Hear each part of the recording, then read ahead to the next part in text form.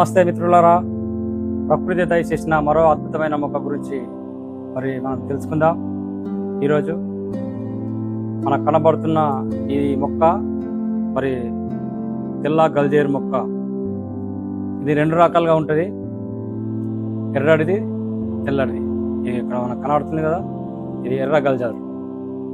దీన్ని కొన్ని ప్రాంతాలలో అట్క మామిడి కూడా అని పిలుస్తారు, కానీ పని మాత్రం రెండు ఒకటే, సేమ్ పనులు చేస్తాయి. ఈ తెల్ల గల్జేరు అనే మొక్క ముఖ్యంగా కిడ్నీ స్టోన్స్ కానీ, కిడ్నీ ఇన్ఫెక్షన్ కానీ, కిడ్నీ చెడిపోయినా కానీ మరి దీన్ని పునర్నవ అని కూడా పిలుస్తారు. ఎందుకంటే దీనికి ఆ పేరు ఎందుకు వచ్చిందంటే, ఏదైనా మన బాడీలో అవయవం చెడిపోతే దాన్ని తిరిగి మరి మళ్ళా కొత్తగా ఉత్పత్తి చేస్తుంది. అంత మంచి అద్భుతమైన ఈ యొక్క తెల్ల గల్జేరు అనే మొక్క. కాబట్టి ఇది కిడ్నీకే కాదు, ఇది మూల వ్యాధికి ఇంకా పనిచేస్తుంది. అర్షములకు దీని ఆకుని మనము నెయ్యిలో వేయించి మంచిగా బెల్లంతో మనం కలిపి తింటే మూల వ్యాధి తగ్గిపోతుంది, అద్భుతంగా రిజల్ట్ ఉంటుంది. అదేవిధంగా మరి ఉబ్బుస వ్యాధి, అస్తమా వ్యాధి కూడా ఈ ఆకుతోనే నయమైపోతుంది.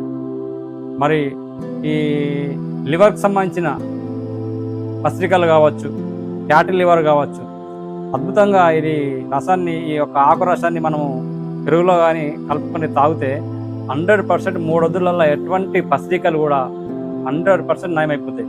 ఎంతోమంది బాగా అయిపోయినారు మన దగ్గర. ఉచితంగానే ₹1 ఖర్చు లేకుండా దీని ఆకుపసరు, ఆవు పాలు కానీ లేదా పెరుగు కానీ మనం 3 పూటలు తాగినట్ల 3 రోజులు తాగి 3 రోజులు మనము ఆ కారము ఉప్పు తాకకుండా మనం పత్యం బట్టి ఈ మందును మనం వాడినట్లయితే 100% పసిటికలు తగ్గవలసిందే. అంత అద్భుతమైన మొక్క తెల్ల గల్జేరు చెట్టు. కిడ్నీ స్టోన్స్ అయితే 100% మనం ఒక 2 నెలలు మనం దీన్ని కంటిన్యూగా మనం కూర వండుకొని తిన్నా పర్వాలేదు. కానీ గ్రామీణ ప్రాంతాలలో దీన్ని వంటకాలలో వాడతారు. కిడ్నీ స్టోన్స్ కానీ, ఈ కిడ్నీకి సంబంధించిన ఎనీ బీమారి, ఇన్ఫెక్షన్, మూత్రం మంట, మూత్రం ఇన్ఫెక్షన్ అన్నీ వెళ్ళిపోతాయి.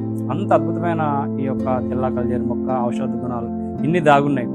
కంటి సూపు, దీని పువ్వులు తేనెతో మనము రంగరించి మనం కంటికి పెట్టుకుంటే మరి కంటికి సంబంధించిన కంటి శూలలు, కంటి సూపు, కంటిలో నుంచి వచ్చిన ఎరుపుదనము, కంటిలో నుంచి నీరు గారడము, కంటి దురదలు ఇవన్నీ తగ్గిపోతాయి. ఈ పువ్వుని మనము తేనెతో మనము రంగరించి మనం పెట్టుకున్నట్లయితే. అదేవిధంగా ఇది అస్తమా అంటే దమ్ము వ్యాధులకు ఇంకా పనిచేస్తుంది. ఆకు మనం వండుకొని తిన్నా పర్వాలేదు, లేదా మనము ఈ పెరుగులో కానీ, ఈ యొక్క పాలల్లో కానీ మనం, లేదా దీని ఆకుని మనం నీడలో ఆరబెట్టుకొని పొద్దున సాయంత్రము ఒక చూర్ణం మనము వేడి నీరులో కలుపుకొని తాగినట్లయితే అస్తమ కూడా తగ్గుతుంది.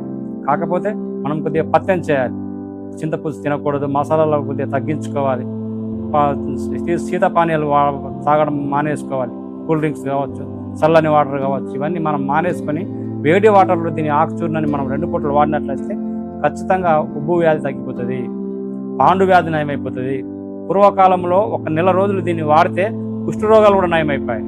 ఇప్పుడంటే కుష్ఠ అంతరించిపోయింది, కానీ పూర్వకాలంలో దీని ఆకుతోని కుష్ఠరోగాలు కూడా నయం చేసుకున్నారు. అదేవిధంగా మగవారికి వృక్షణాలు అంటే హైడ్రోసిల్, నీరు వచ్చి బాగా దొడ్డు ఇట్లా లావుగా అయితే కదా, అలాంటి వారికి ఇది నెయ్యిలో వేయించి ఆ ఆకుని మనము ఆ యొక్క హైడ్రోసిల్ కట్టినట్లయితే తెల్లటలకి ఆపు దిగిపోతుంది, మళ్ళీ ఎప్పటిలో యథాస్థితికి వస్తుంది. అంత అద్భుతమైన ఈ యొక్క తెల్ల గల్జేరు చెట్టు. దీన్ని అటక మామిడి అంటారు, ఇది ఎర్ర గల్జేరు. సేమ్ గుణాలు కలిగే ఉంటాయి. మీరేం కన్ఫ్యూజ్ కావద్దు, అది పనిచేస్తుందా చేయదా అని కన్ఫ్యూజ్ కాకండి.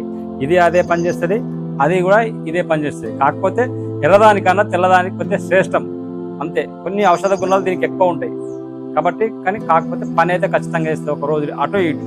అంత అద్భుతమైన మొక్క ఇది. కిడ్నీ స్టోన్స్కి అయితే 100%.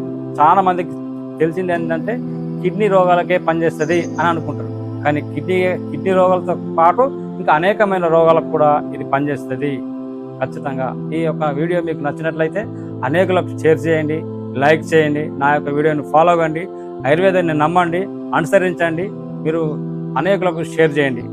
ఇట్లు మీ మూలిక వైద్యుడు పి. David Raj, Argo.